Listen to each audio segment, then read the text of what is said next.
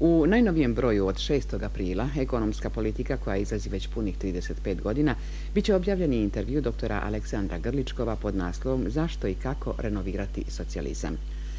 Neophodno je da se dalji proces traganja za novim odgovorima ostvaruje uz punu slobodu naučnog, stručnog i svakog drugog stvaralaštva bez prethodnih uslovljavanja i ograničavanja, osim onih koja predstavljaju temeljne vrednosti socijalističkog samoupravljanja i federativnog uređenja zemlje.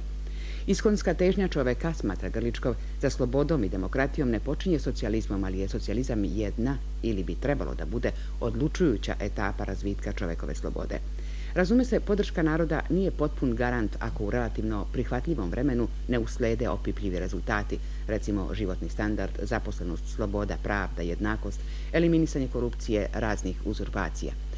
Ako toga nema, šansa da se očuva podrška naroda i razbiju otpori umanjuje se, a njegova pasivnost će se povećavati, što će i podsticati antireformske snage dogmatskog ili antisocijalističkog ishodišta, rekao je između ostalog Aleksandar Grličkov u jubilarnom broju ekonomske politike.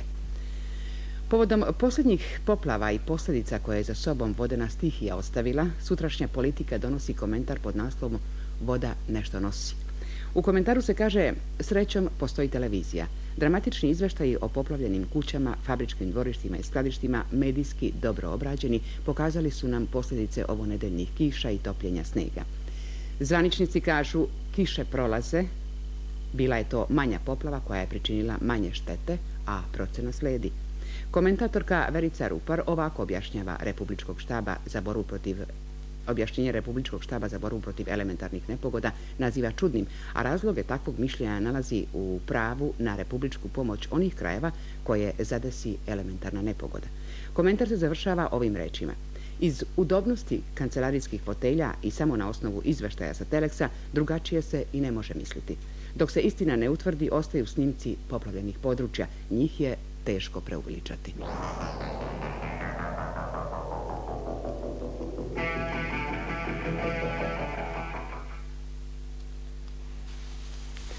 U Bačkoj Palanci je u 81. godini umro Đuro Stojisavljević, nosilac partizanske spomenice 41.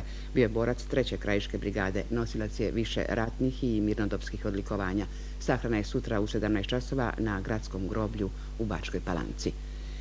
U Odžacima je u 74. godini umro Božidar Anđelković, nosilac partizanske spomenice 41. Rođen je 1913. godine u selu Veliki Krčimir, opština Gadžin Han u Srbiji. Jedan je od pokretača ustanka u tom kraju. Godine 1943. bio je uhapšen i interniran u norveške logore.